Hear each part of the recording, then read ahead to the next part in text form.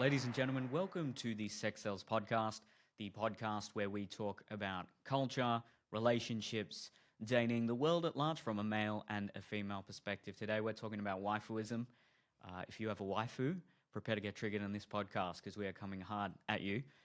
And we're going to start talking about that at the 3-minute mark. Before we get into that, we're going to talk about our sponsors and a few other announcements. So we are sponsored by Crush Organics. Crush Organics, if you are a regular listener to this podcast, you would know how long they've sponsored this podcast and how generous they have been. So get yourself some Crush Organics CBD oil / pain cream / gummies / CBD oil for your pets. They've got the full range of CBD oil and CBD oil products. I've been using that pain cream religiously every night. It does wonders for my back. So go to crushorganics.com. That's crush with a K. Use the code NEEL, NEEL, and you get 40% off. Crushorganics.com. We're also sponsored by Comedy Untamed.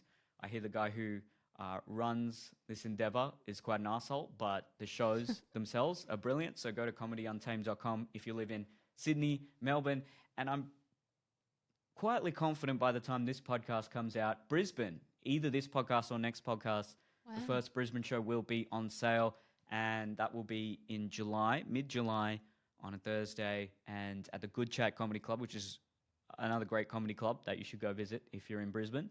And then that will start weekly from August. So we've got the whole East Coast happening. Wow. Comedy shows across all the East Coast. Congrats. And Newcastle, of course, and Geelong. So 5 cities for you to come see a comedy show. If you live in the West Coast, just get a flight because it's going to be a while before we get some shows going there. comedyuntamed.com.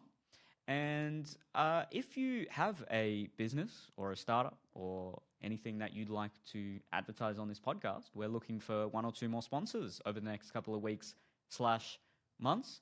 We're even happy to do a trial period where it's at a very low cost for an ad read. We reach quite a lot of listeners every week, and it is mainly in Australia, around people around millennial age, a bit younger, a bit older as well. So if you are interested, you can go to my website, neilcohacker.com, and just contact me there, or neil.business@outlook.com, and hit us up. So we would love to help grow your brand with our brand. All right, waifuism. This one's going to be funny. Let's get into it.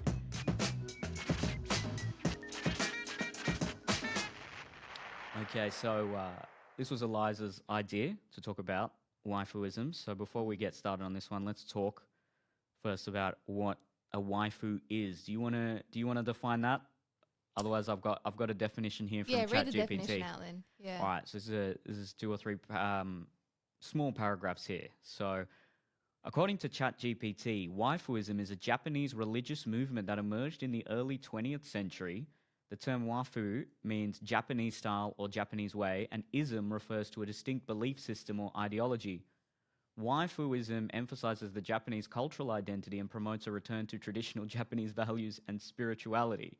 Now, that is not exactly what we're going to be talking about, is it? So I didn't know that, but this is actually like the background of what waifuism genuinely really is.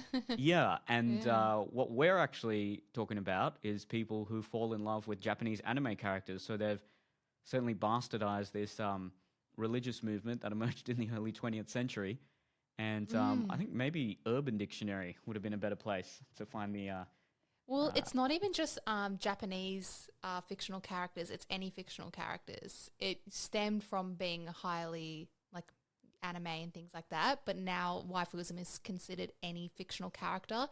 And people that it's not just that you really have like crushes or you love. It's like genuine love, forming relationships with these fictional characters. So the relationships are basically imaginary. People will talk to them. There's AI apps that they can use to talk to their loves. And it goes so far that sometimes people introduce their family to them. They get married. They have shrines to them in their house. They carry the doll or character around in their house. They make art of them together. They do deep fakes of pornographic things. It's very interesting. And it is a massively growing community, which I find the most fascinating aspect as well, is how this is becoming not it's becoming so popularized that people are leaning towards this more than trying to find a human real life relationship. So it's interesting as well to think about how this is going to develop when the AI catches up to this trend as well. Yeah, and I have to apologize because I actually typed in, and I got this wrong even with the help of ChatGPT. I typed in Waifuism, which is Waifuism. So there you go, a little fact about something completely not related to Waifuism, and made a little typo there. So, even with ChatGPT, human error has ruined the start of this podcast. But there you go. I didn't know that about that religious movement in Japan. But yes, Eliza is correct. Waifuism, Waifuism, people who are so obsessed with a virtual character that they would commit to love them over someone in real life. Not to be confused with Waifuism, Wafuism, which was what I described at the start of the podcast. So, apologies for that. Oh, too funny. Yeah. A common mistake, I'm sure. Yeah, I don't know about that, but there you go. I'm sure from now, ChatGPT, anyone who asks that question, ChatGPT will respond like, "Are you sure you meant this and not this?" So, Well, imagine the confusion of people that the words are so similar. So if you tell someone like I'm really into waifuism or I like subscribe dearly to that, someone might be misinterpreting that completely. They might think you're married to an anime character or they might think you're part of a Japanese religion. So there you go.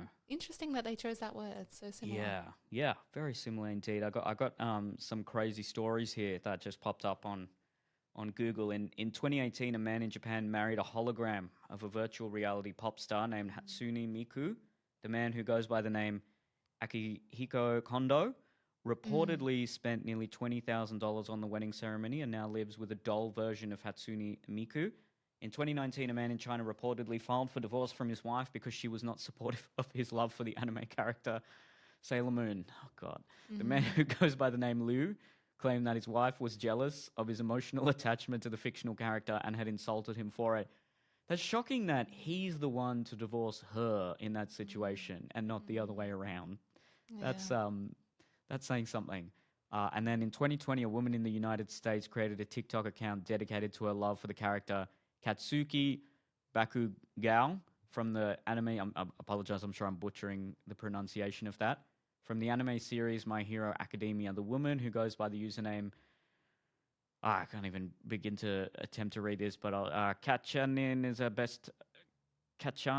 best husband, posted videos of herself performing romantic gestures for the fictional character, such as baking him a cake and writing him love letters. So I'd say it's a digital subculture that is seemingly growing, as you say, and it's not a unique attachment to just Japanese or Korean anime characters. It's just any kind of fictional, usually anime character, though, right? It's not. Does it also include people who might fall in love with a Disney princess or something?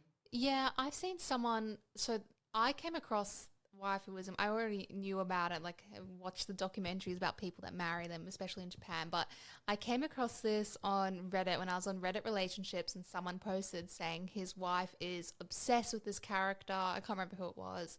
And yeah, basically that situation that you described, but completely obsessed, and she was feeling disloyal to the character by being with her husband.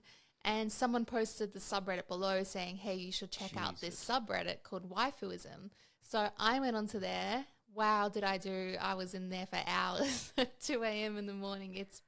It's fascinating. And there's 60,000 people in this subreddit. And a majority of it are people that are in relationships with Japanese anime characters, but there is characters for everyone. I saw someone in love with, Dexter's Lab. The real life TV show, or the animated, the animated cartoon with the little red head with the big glasses that wears the little lab coat, who's a child. Seen that one. Seen a woman deeply, deeply in love with Squidward from SpongeBob. Like, I mean, I gotta look. Squidward down. is that's a refined gentleman. grumpy man. Yeah, no, you wouldn't So want to fall in love with SpongeBob. He seems a bit juvenile and childish. He's got his stupid friend Patrick, whereas Squidward, he's a man. yeah, He's a he's a man squid. refined intellectual gentleman that lives in, what does he live in? Because I know SpongeBob lives in a pineapple. Pineapple. Patrick Squidward, lives in a rock. I actually got to, I feel like it's something metal. Are you Googling this or do I? I'm going to Google it. Okay. Squidward house. Oh, he lives in like one of those, like a teepee or something. It's a big face. And it looks like one of those yeah, faces of course. from A tiki. Yeah, yeah. yeah. See, now that's so much better than the pineapple. Yeah. And then Patrick just lives in a little dome. So look, of the three, if you're going to fall in love with one of them, I think Squidward's the guy to fall in love with. Squidward is the one. So what I found on this subreddit, where it is a community of people that are in love with their they call them waifus, and they post things like general advice, like how did you introduce your waifu to your family, or your friends? Did you do when you had marriage, did you do a private ceremony, just the two of you in your bedroom, or did you do like a full-on church ceremony and invite people? Did you have a priest? Can I ask Yeah. really quickly, did you get a gauge of whether these were mainly people in, say, America, Australia, UK? Everywhere. All over the world? Everywhere. Okay. Yeah, Okay. everywhere. Even Spain, literally 50% of Reddit is American. I think you told me that maybe. But it's highly like American, and even the subreddit is. So it's fascinating. But yeah, obviously waifuism is mostly dominated by Asian countries, but it's now that it's become like, it's not a trend. It's just more people learning about it, understanding it, and you don't know what comes first, knowing that this is a thing or falling in love with the character and then finding there's a community for it. So yeah, it's really interesting. So yeah, they ask about marriage. They ask about, I've seen a lot of people be like, I've started falling in love with a different character. I don't know what to do. I've been with character A for 13 years. We've been loyal, but now I'm being tempted. Like general relationship issues and advice is coming through. It's completely fascinating. And most of the daily posts are like, post a photo where your love looks the most handsome, or post a photo of your love dressed up, and people post all these photos of their animes. And I even saw one woman who was really in love with a character from, I think it was from a video game, and she was like, I really want to marry him, but I feel like it might be unethical. I should reach out to the creator. So she reached out to the creator of the video game and posted his reply, and she said, I was really in love with him, I want to marry him. And he was like, if that pleases you, you have like my permission, or you have my blessing. Okay. if that Couldn't pleases you. otherwise. Yeah.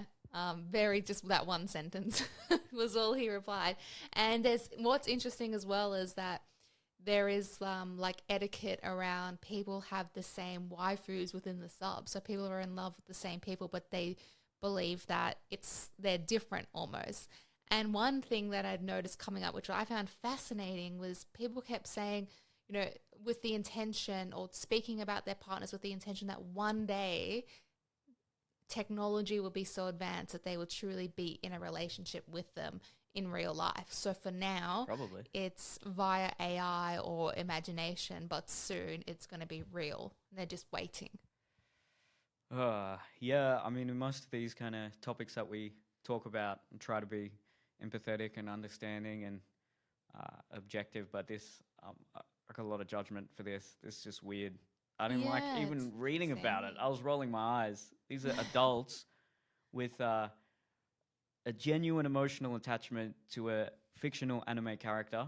And as cute and funny as it may seem, imagine if this was a friend or a colleague that you found out was in love with a fictional character and had a shrine for them at home and spent, most of the day just obsessing over a fictional character. I mean, it's borderline a mental illness.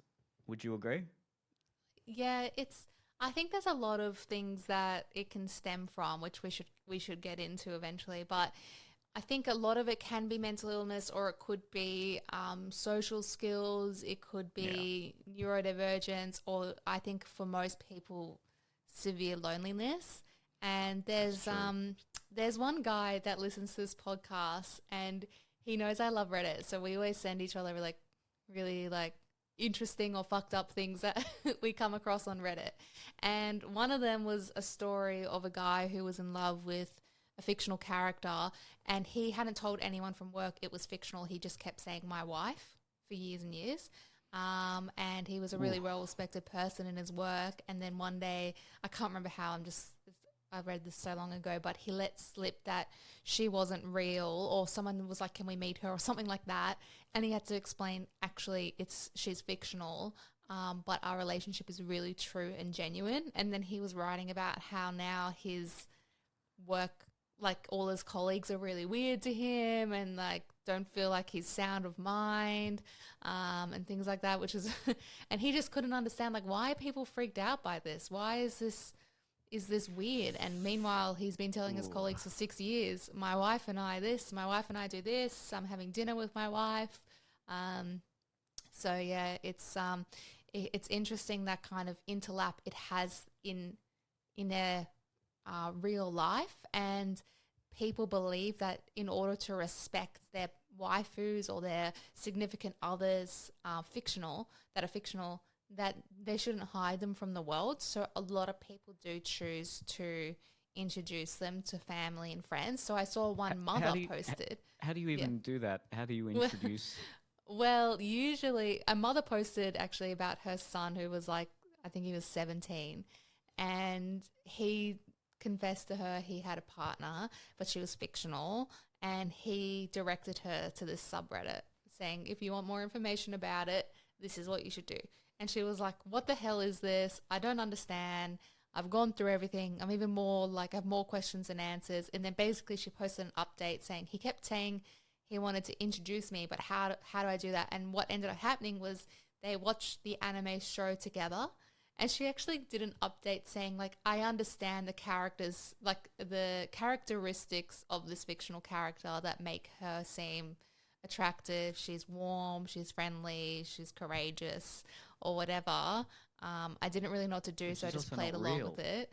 Yeah, but, but and it's like, I guess to you and I, we won't understand the complexities of, if it's like looking after, like idolizing after Harry Styles, or if it's, these people saying they have genuine conversations. And I was like, how are the conversations occurring in their head? And then I came across, like I said to you before, that after I started looking into all of this, my TikTok ads started being for an app. I can't remember what it's called, sorry, but they were advertising an app where you can speak to your anime characters, and the anime characters, or your fictional characters, sorry, will send you messages saying like, I love you, I miss you, how was your day? So it feels like you're talking to Oh. someone. And then, even more fascinating, I found this thing, it's called the gate box, and it's like this, it's probably 40 centimeters tall, like a big cylinder, and it's a hologram. And you can put your fictional character as a hologram in it. It blows you kisses, it waves at you, it replies to you, but it's also like functions like an Alexa will. So you can change the lights in your house. When you come home, they turn the lights on for you, and they even text you during the day. What are you having for dinner? What time are you coming home? So I've seen videos of people that have their anime character sitting on a table, and she's like 15 centimeters tall drinking a wine, and he's having a wine with her in real life, and it feels so real. And now apparently this company Ah. has created a life-size version of this hologram cylinder gate box thing, which will be soon be marketed, or maybe even already is, so that people will have a life-size version hologram of their anime character directly in front of them, in their home, that is turning on their lights, putting on music, changing channels on TV. So it feels so much like a relationship. It's like, it's so fascinating. It blows my mind. It's wild. Yeah, it's shocking. Yeah. I didn't realize the extent of it, because I tried to do some rudimentary study on it, and I actually found myself getting annoyed at it because even the Yeah. videos on YouTube that were explaining it were by guys who, yeah, look, without being too judgmental, they seemed like people who might struggle with loneliness and they did seem sort of socially awkward. And they were the ones explaining it. They weren't necessarily the ones who had Mm. waifus.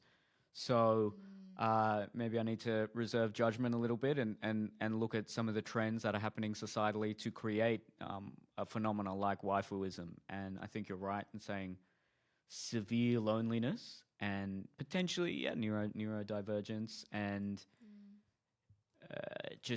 just wanting basic bastions of intimacy when it might not be achievable for them in the real world, and Yeah. thus digital intimacy fills that void. And then I assume it's also a social contagion with all the people in these subreddits living in that digital world and Yeah. creating a culture amongst themselves about what are the norms in introducing your waifu to your family and how do you Yeah. treat her with respect and dignity. And that's actually a pretty fascinating case of a digital tribe that could only Yeah. really exist with modern technology, creating their own norms and culture and living in a reality that's completely uh, removed from the mainstream or the real world. Because, as you say, that man who had told everyone he has a wife was then shunned when people Mm. found out that that wife was in fact a fictional character. And he was shocked by that, whereas most people would think well, that seems pretty That obvious. makes sense. Yeah, Yeah. so it says something about echo chambers, and Yeah. it says something about the just the lack of real life intimacy that people are experiencing, and it's partly funny, partly sad, partly gross. I don't really know how to Yeah. deal with the process something like this. Yeah. Another thing that's interesting about it was that I thought majority of people would keep it a secret. And when someone posted saying, "How did you have a commitment ceremony or marriage with your they call them significant others and or waifus?" And most people said there was a couple of people that said, yeah, we did something private just at my home, just the two of us, me and the fictional character. But majority of people had full formal weddings, ceremonies, booking hotels, booking churches, Ooh, and they would bring. Some jeez. people brought like a 10 centimeter figurine. Some people bought those life size pillows of with the image of their waifu on it. Really like full Pillows. extent. So yeah, that's a that's a popular one. God. um, so yeah, some crusty pillows, but Oh. yeah, it's really interesting. And then think about like VR and hentai, and there's already so much pornographic images of like popular cartoons. Like I saw some on Marge Simpson, which was to me disturbing to see Marge Simpson pornographic version. The mum from The Incredibles, she's a popular waifu. And there's heaps of porn on her. So people can like, and then the thing about there's VR, so people can really Real feeling like wow. they're fulfilling all of their basic human primal needs. They're getting intimacy, they're getting love, they're getting connection. So I feel that I this falls guess. under what's something called maladaptive daydreaming, which can stem from trauma or mental health issues or severe anxiety, depression, but usually trauma. Although I have noticed no one's ever spoken to or spoken about trauma that, so I wouldn't know. From what I've read from people that are in this community, no one's mentioned what their childhood was like, unfortunately for me. But maladaptive daydreaming is basically when you become so immersed in your daydreams that it becomes disruptive to your real life. So you can create fantasy worlds, people, anything you want, and then you start to almost believe it, and it becomes more fulfilling than being in the present and being in the real world. So yeah, it could be very much something that is a mental health disorder that needs to be treated as such. But then is that dismissive to people that just have, they really like this character. They get off to this character. They enjoy just imagining being in a relationship with them. And then is that inappropriate to say you have mental illness because of it? So it's very complicated, and it hasn't really been studied much from what I can see. And there's not much knowledge about why. It's only speculation if it's mental health or loneliness or other things I've come across as well as people that are controlling in their relationships and being like, I was driven to waifuism because women in real life kept telling me what to do, kept telling me I wasn't good enough, kept telling me I was unattractive. And now here I have this busty, beautiful anime character worshipping my feet. But it's really a projection of his own imagination worshipping him. So it's complicated. But interesting. Yeah, it is very interesting. It's a fascinating insight into just certain subcultures. And yeah, I'd imagine in many decades they will be studying something like this. Having said that, it could likely get worse with the technology uh, that that we're all reasonable to assume will exist in the coming decades.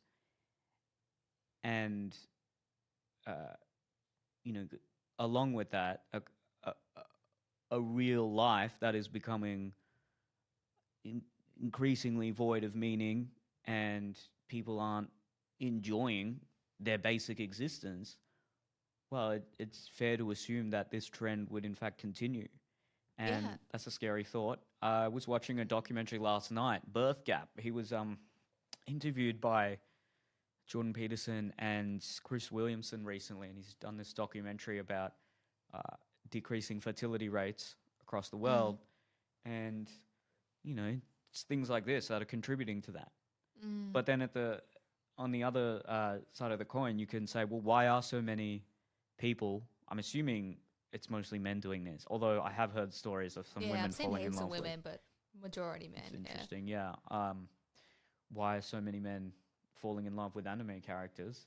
Look, when you're a teenager, men probably have more of a visual gauge of what they find attractive, and look, the way they design some of these anime characters and video game characters, yeah, they're arousing, they're attractive. Um, but to then go on and build an emotional connection with them is quite extreme. So Yeah, but what is interesting as well is that women do it in a different way where they don't have that visual thing, but they have fan fiction. yeah, And it's fan fiction is another massive, massive community where people get so like people on Reddit what's it called, on Wattpad, which is like a website where people can create their own stories or books for free.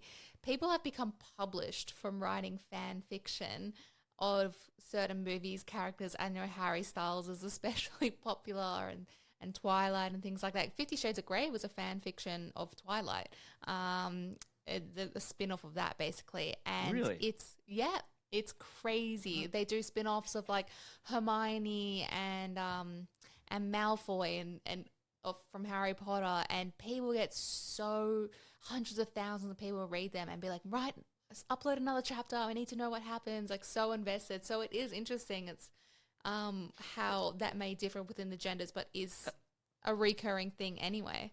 that doesn't seem as bad though. It's not as though they're having a pseudo intimate relationship with Yeah, the fictional character. I suppose they're putting themselves in the shoes of maybe someone who they might be are. having that relationship, and they're living vicariously through those characters. But no, it doesn't give me the same visceral reaction of Yeah, yeah, contempt. true. Maybe I got to look into that, but this Yeah, one's hard to. Yeah, like I said, I'm struggling to look at this objectively and empathetically. I just if I yeah. had a friend or a brother or something like that who was doing this, I'd probably shame them out of it. I'd try to, Shame. but um, Intervention. Yeah, yeah, there are probably collective issues that are contributing to it.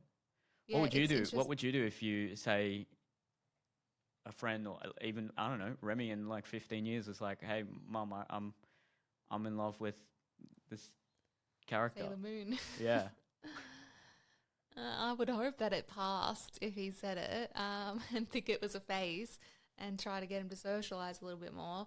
But I guess I would be unpacking that. My first question would Yeah. be, do you have an issue with women or the opposite gender in real life? Have there been any major experiences of rejection that have given you fear towards reaching out or trying or being romantic? Like what is more fulfilling about a fictional relationship compared to a real, I want to, a human relationship? And if it is things like, well, a human relationship talks back and they have their own opinions, and yeah, I find that extremely problematic.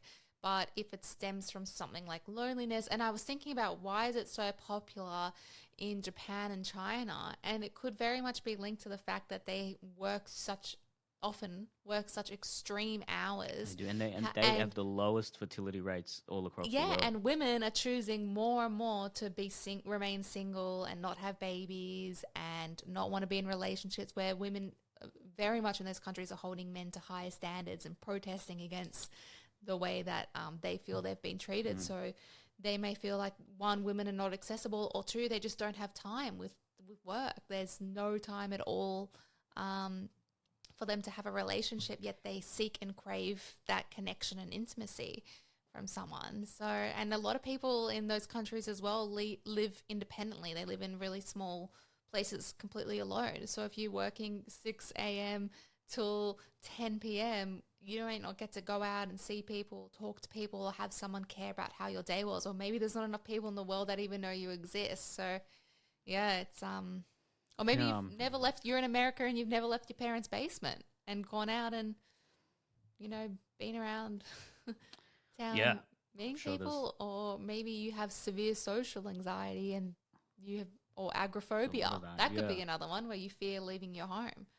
yeah, we do have So really many poor reasons. socialization processes Yeah. for people. I think in the East Asian countries, they are well ahead of the curve. And then what I'm assuming happens is that, okay, if you're a teenage boy that's grown up fantasizing about, like what we talked Mm. about on podcast a few weeks ago, if you've grown up and your first experiences of attraction and arousal are with these fictional characters, and that's training your body with the responses from your nervous system to have a certain character provide you with that intimacy, and then you can't go back at that point because, as you say, these characters, they don't talk back. They are what a double D little schoolgirl looking Yeah. things, that, and they always have Yeah. those big eyes and the slow Yeah. motion, and they, when Yeah. you look at Japanese porn, it's it's so weirdly childlike Yeah. in some Yeah. ways, and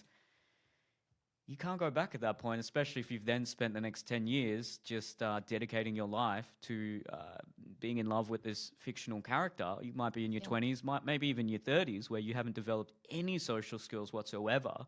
And you have this perfect anime character that's providing you all this intimacy. And then if you try and actually interact with real life women, they're not going to be anything like that because this is a fantasy.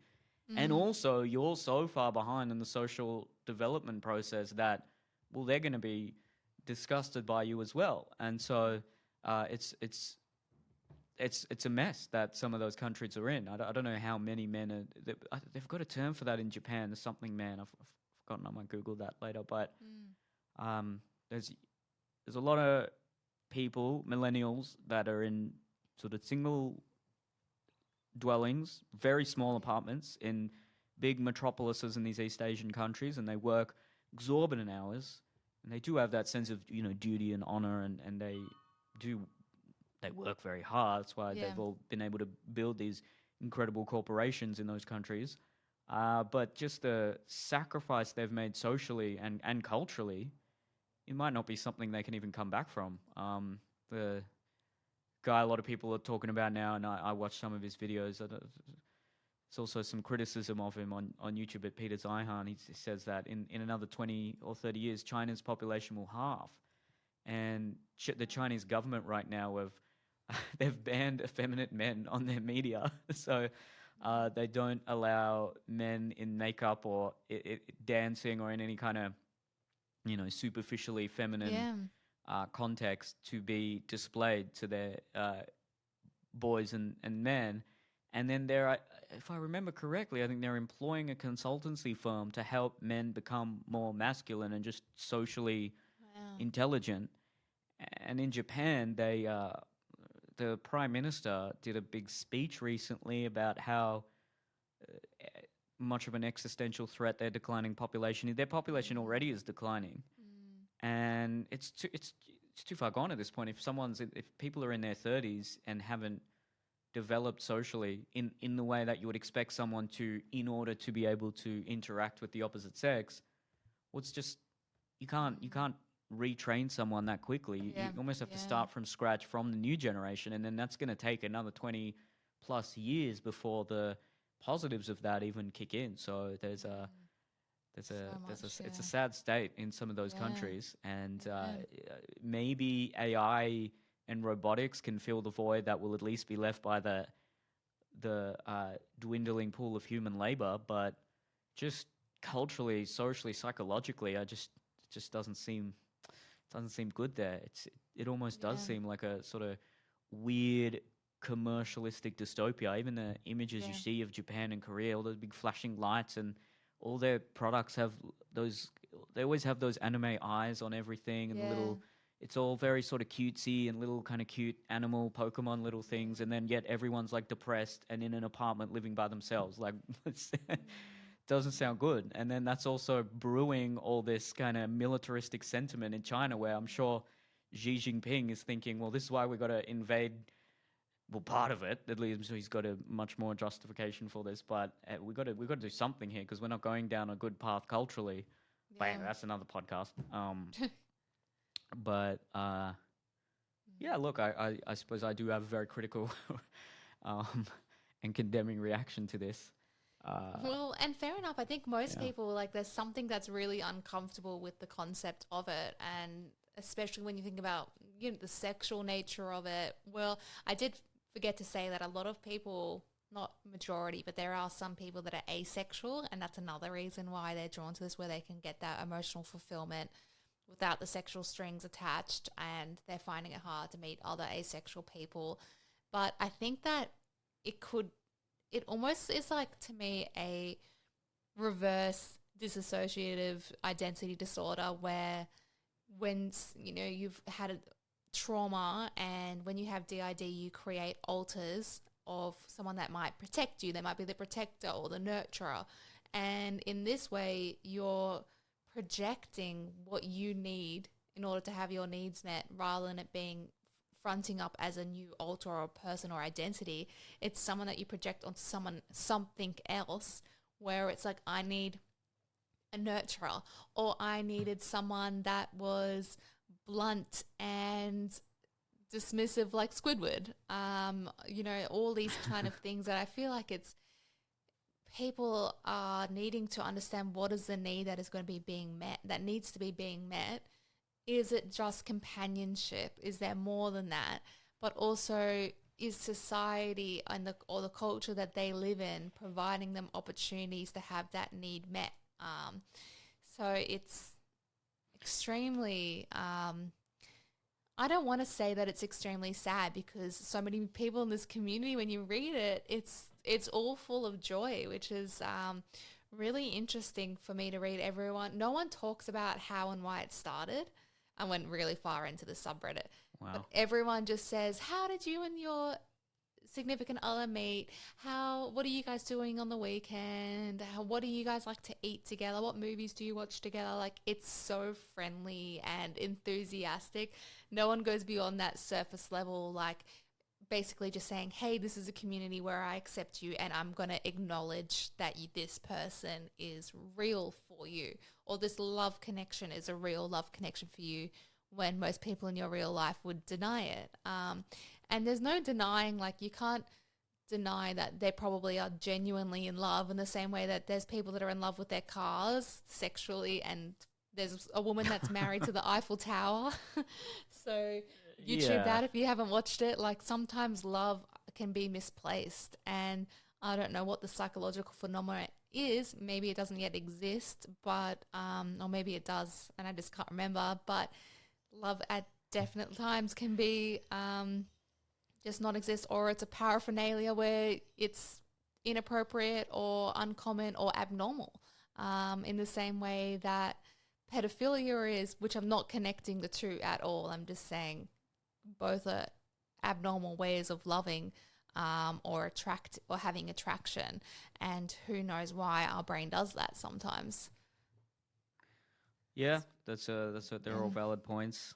I'm sure you're right that there must be some huge psychological void occurring in many of these people's, quote unquote, real lives that's causing this. But also, it could just be, with billions of people on the planet, there's always going to be just genetic combinations that are seemingly quite abnormal and different, and something has occurred intrinsically that has caused someone to project love onto a animated fictional character. But you're right. I suppose the closest that would be considered normal would be an obsession with a celebrity. Having said that, celebrities are real. Well, there's a real person behind the veil of that celebrity, and you could argue, well, what's so different if someone's got posters of Harry Styles everywhere and they just don't want to date anyone, they just love Harry Styles and are creating fan fiction about them and have a sort of this kind of pseudo intimate relationship with the idea of Harry Styles. That wouldn't be perceived, would still definitely be considered weird, but it's not out of the realm of normality, maybe, particularly if it's a teenage girl or someone in their early 20s. Yeah. And with men,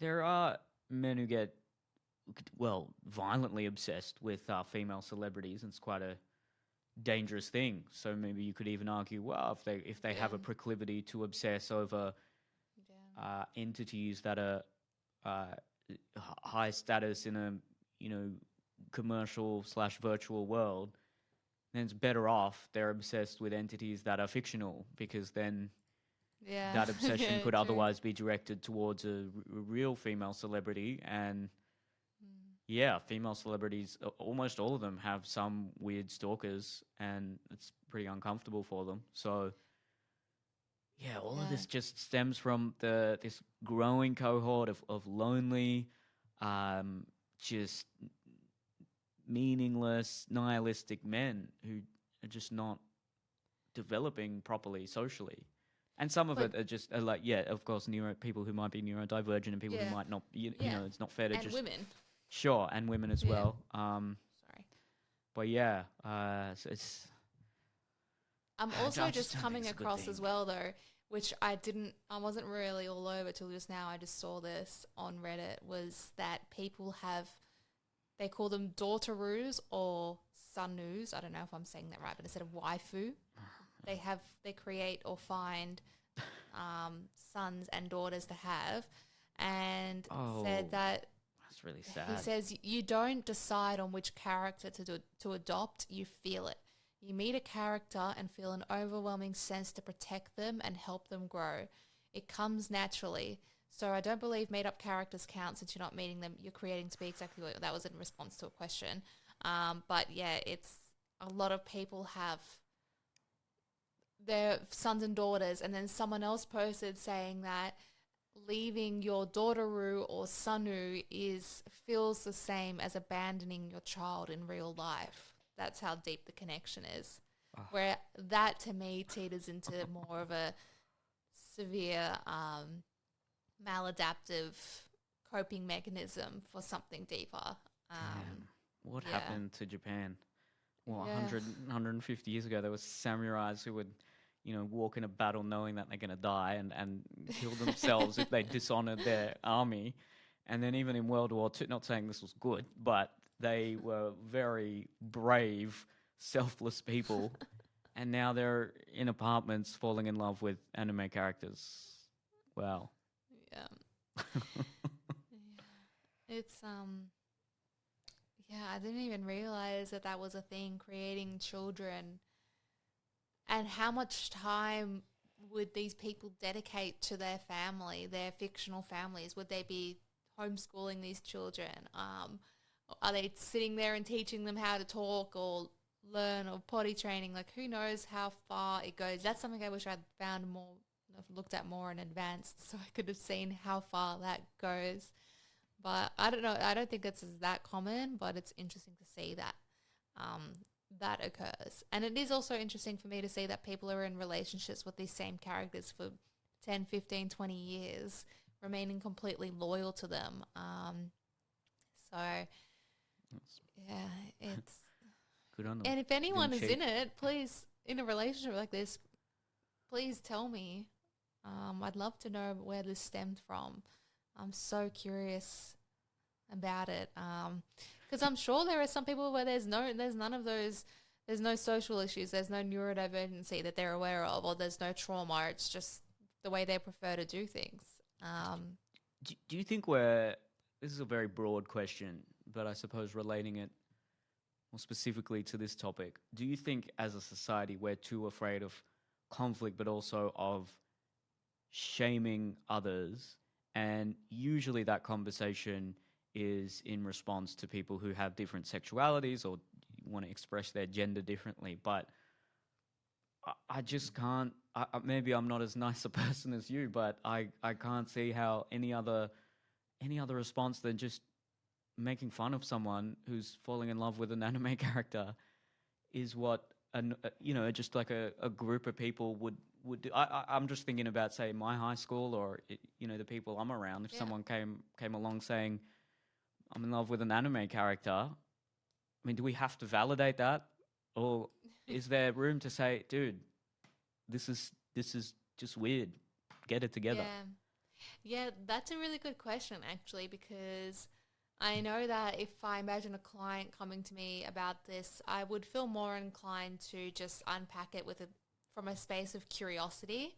And I would probably lean towards validating it. I did come across a forum where people are saying basically this question, like, shouldn't we be almost shaming these people or confronting them at the very least into realizing how inappropriate this is, or even just unsafe for their own mental well-being? And then the replies to that were very mixed. Some were like, yeah, we should. And others were like, well, they're not really harming anyone, potentially themselves, but they feel the most happy and fulfilled. So why not just let them be? There's worse things that happen, which of course there are. But I do think of, what's his name? The guy that wrote The Coddling of the American Mind? Brent? Jonathan Haidt, yeah. I'm reading his Thank other you. book right now. It's one about just, I should know the title of it. I'm reading it right now, but Story of my life. The Righteous Mind. The Righteous Mind. Right. Yeah. And he believes, and the premise of a lot of the theme of that book, The Coddling of the American Mind, is that when we protect people, especially children, but people so much from bullying or adversity, that we're actually diminishing their ability to have resilience, and that this is a essential part of human nature, is to allow conflicting opinions, to allow confrontation and things like that. It is important.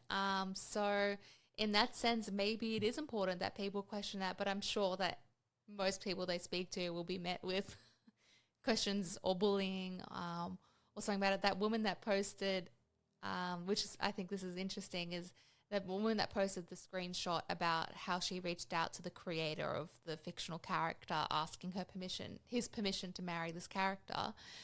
She posed the post saying, like, this is to all the haters. So she's been getting called out, and then she reached out to the creator as a fuck you. See, I got permission. I got his blessing.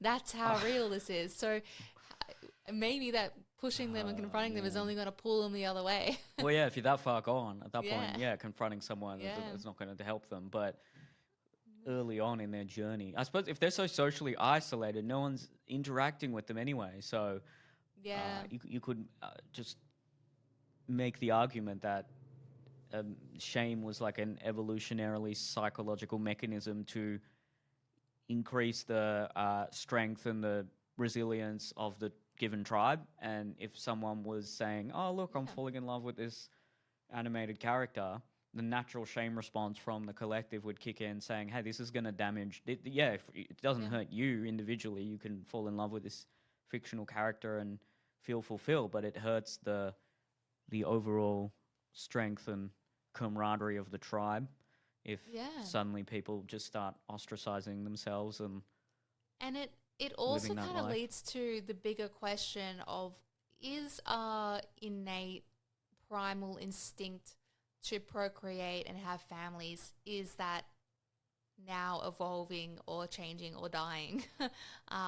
Where we have that drive to meet someone and procreate with them. And I came across a stat, and I think it was from, I can't remember what country, maybe the UK, something, I can't remember where, but it was 1 in 5 women in the last few years that have had children regret having children in a Western country. And 1 in 5 is quite big to think that's the That's a lot. regret. And then think about the other 2 or 3 out of 5 that don't regret it but don't enjoy it or aren't fulfilled by it. So it is interesting to say, well, do these men have no desire to find partners to have babies with? But then again, They have a desire for intimacy. They're falling in yeah, love. and what about they're- gay people? They may not Yeah. have desire for procreation, or asexual people, and maybe this is just another, you know, kind of caveat of that, just a little branch away from, I don't want, this isn't the life I see for myself. I don't want to say all gay people don't want children. Obviously, many do, but, you know, many don't. Just the same with us. So who knows how that's evolving? It's Yeah. interesting. I wonder if my guess would be that we have our biological compulsions, and for the vast majority of people, those would be, just your basic Darwinian drives for food, sex, and it's more. We'd probably have the drive for sex, and then the procreation is a consequence of that. And some people might have more of a proclivity to nurture and care for Yeah. the young. But what's happening in society to make people regret some of those choices and cause them a lot of distress if they're engaging in behaviors that might be natural to them? Or you're right, maybe that is evolving and people don't actually want to do that, because conversely to that statistic, which is very interesting, in this documentary, 80%, I talked about this in that podcast we did, involuntary childlessness, and I actually got that wrong. It was not 80% of people who didn't have children would have otherwise wanted to have children. It was 80% of women who didn't have children. The question, I think, was framed like, if circumstances were appropriate, would you have liked to have children? They said yes. So it doesn't necessarily mean they're depressed and regretting their life choices, but if there was an appropriate partner, and this is not including those who were unable to do it medically. So there was another 10% that couldn't do it because of medical reasons. There's 80% who, were by all accounts fertile in their window, but there were just other circumstances that prevented them from having. And look, I wouldn't blame these East Asian women for thinking, well, do I have to marry this guy who's sitting at home falling in love with an anime character? I'd be single too. So it's not just the men talk about this issue thinking, well, women have these high standards. Well, like, how low do you want their standards to be? Yeah. If you want them to marry a guy who's sitting there falling in love with an anime character in his 30s, well, no, I wouldn't want any of the women in my life to, if that was the only option, stay childless. Well, that's not even a choice. So, it's to be competing with a fictional character, it just blows my mind to think, God, I always say this, but I'm so scared for when robots become a thing and AI is even more developed. People, you can literally create the perfect partner. There are already sex robots that exist that you can program their voice. You can program if they're dominant, if they're like sweet, kind, if how short or tall they are, what their bodies look like. It's just to think, like, imagine if you add AI into that robot where they talk intuitively rather than you and dedicate like functioning and they know your data, and then that's all these companies that have taken your data from all the apps you've used for 20, 30 years and now have AI bots knowing exactly what you want to talk about. And then interacting facial with recognition to see what you what dilates your pupils and excites you. God, it's like the world is just going to make us more and more. We always go off to these existential tangents, but it's so true though. And I came across this concept on I actually came across it on TikTok where people were talking about the third place no longer exists. So they'd say like you have your home and you have your work or your school or your uni, and then usually you'd have a third place, like a bar you'd always go to, a cafe, somewhere you go to meet and hang out. And now people don't have that third place anymore. They've got work and they've got home. And then that third place has been replaced with social media or technology. And it's like it's only further and further bringing us to isolate ourselves, where we will no longer one day, okay, I'm going to go on a tangent, we're not going to be like human anymore. We'll be like just living in AI and it's going to be the Matrix or something. Like, well said. That's crazy, so the third place. That's very accurate. That's an acute observation. Yeah, it's so sad and so scary. Yeah. Well, what will maybe happen is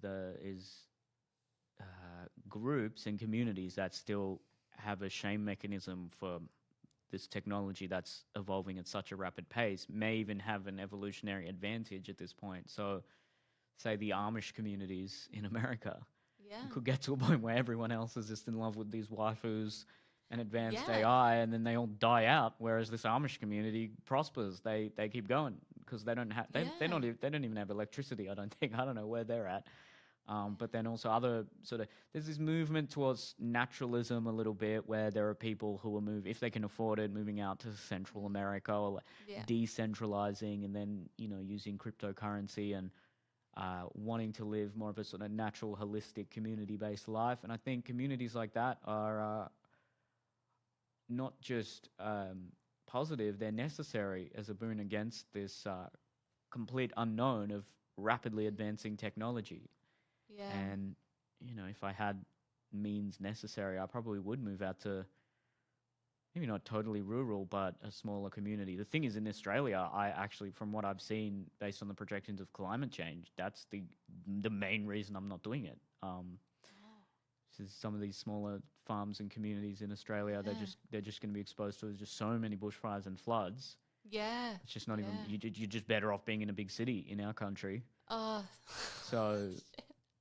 I'm going to be thinking about this for the next 8 hours now, but having discussions with Adrian on how we're going to raise a Remy. I always go down these roads and he's like, fuck, we go again. I don't envy you being in that position. I mean, hopefully in the next 10 years, before he starts developing the initial feelings of attraction and whatever, there's some sort of intervention or regulation that occurs and you don't have to traverse this minefield. If you had a teenage boy, it's what do you do? Because you don't want to ostracize him socially by denying him any access to video games and the internet. But at the same time, we know how dangerous this is. And even if it's not necessarily dangerous, it's the opportunity cost of all the skills he could be learning, all the exactly. This is going to sound cliche, the adventures outdoor that he could be having instead just online. And there's some positives to video games and finding a community online, but I just think the negatives far outweigh the positives,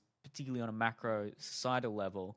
So I don't envy you being a mother of a boy. He's pretty young right now, but I wouldn't envy any parents of teenage and adolescent boys and girls right now, because what do you do at this point? There doesn't seem to be I think there's got to be some independent schools that just start saying, we're a totally phone-free school. That means not just at school. They're not allowed to have a phone. We don't do anything online. We just... We highly encourage parents to just get rid of it as well. And then there's a community of, they're not socially pressured into getting a phone and TikTok because no one else at the school has it. That's what I want to send Remy to the Central Coast Steiner School, that's basically the premise of it.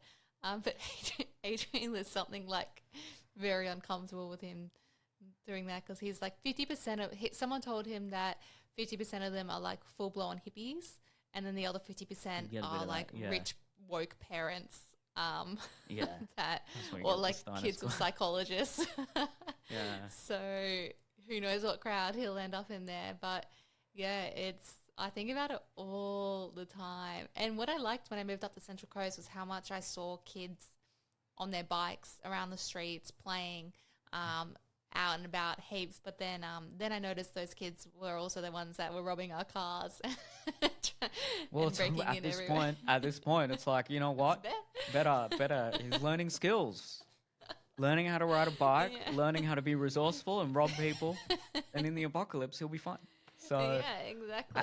at this point, you'd honestly Yeah. be less scared if they, because that's, okay, that's not a normal teenage thing to do. It's a normal delinquent thing. There were always teenage groups Yeah. that would try and roll. Even my friends went and would go into convenience stores, try to take Freddos or whatever. That's so gangster. But um, that it shouldn't be normal. But there's a sort of delinquent phase a lot of young boys can go through, and maybe Yeah. they rebel by listening to rap music or punk rock or Yeah. acting antisocially, and they're Yeah. just toying with their individualism at that point.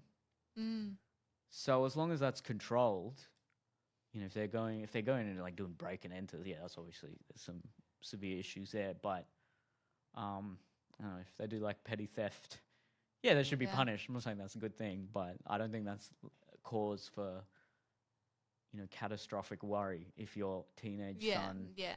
steals a Freddo frog or something. Yeah, yeah, true. Yeah, true. It's funny how so many people are. Remy's only he's when this podcast comes out, he'll be just on 8 months, and so many people are like shocked that I don't let him watch any TV or have any technology. I don't even let him play with toys with batteries or lights. Like he's completely technology free, except for when I have to cut his fingernails. He can watch 2 minutes of something that's on in the background, usually like an aquarium. But everyone's like, why are you doing that? He's going to have to learn about technology. He's going to have to learn how to use it. And I'm like, well, he's 8 months old. He doesn't need to know how to use that yet. And also, kids pick up on that so fast. Like he'll learn it in a day, basically. But what's interesting to me about that is how many people find that shocking. I'm like, any book, any research. I have that book from 2008. This book, The Cyber Effect, was written. And even that had crazy data about kids that had access to technology from infancy. And I'm like, think about how much that's even developed now that we as parents have technology in our hands constantly, 24 hours a day almost, or any waking time. But yeah, people just are like, well, this is the way the world is. So they're letting their kids do all these things. And then they wonder why at 5 or 6 years old they're getting diagnosed with ADHD or having sight issues, postural issues, all these things. So Oh, it is not to shame anyone, but it is not to shame well, anyone, but I'm shaming you. I'm sorry, that sounded snobby, but it is sad the lack of knowledge because it's so normal. It's so normalized that it's almost abnormal to not do that. Crazy days. like I said, I don't Yeah. envy anyone who's a parent right now. Yeah. I want to have kids eventually, but hope they can figure some of this technological stuff out. But it looks like it's Yeah. just getting worse and it's just getting out of our hands. But what you said there would be a good springboard into what we're going to talk about next week, which, because as I was reading through this waifuism stuff, I wanted to do a podcast on the limits to personal freedom. So we tend to have this ethos in society where, hey, if you're not hurting anyone with what you want to do, with whatever proclivities you may have, go for it. And we should rid the community and the world of shame. We shouldn't be shaming others, especially if it's not something that's hurting other people. Say, for example, like what you just said, parents who might let their kids be on the iPad for 10 hours a day. Well, is that hurting anyone? Who's in the wrong there? The parent doing that or the person shaming that parent? And so I think there's a lot to talk about on that topic, which I want to dive Yeah. into next week. Yeah, So I'm excited for that. thank you for listening, everyone. I might do some more reading on waifuism. I don't know if I want to, but Eliza was very had a good, nice objective Enthusiastic. and reasonable stance on all this, whereas I was definitely far more critical and I'm emotional about it, if anything. So That's Could what be- makes our duo great, Neil. yeah. We have reasonable disagreements. So I hope you enjoyed that podcast, and thank you for listening. I mentioned in the first 3 minutes we are looking for some new sponsors. So if you want to sponsor this podcast and start off with a very cheap rate, just an introductory period, hit me up, neil.business@outlook.com, and we can look into that. Follow us on all socials. Share this podcast if you can. That's still the best way to build a podcast, by telling your friends about it, sharing it on social media. And we will see you next time. See you next week.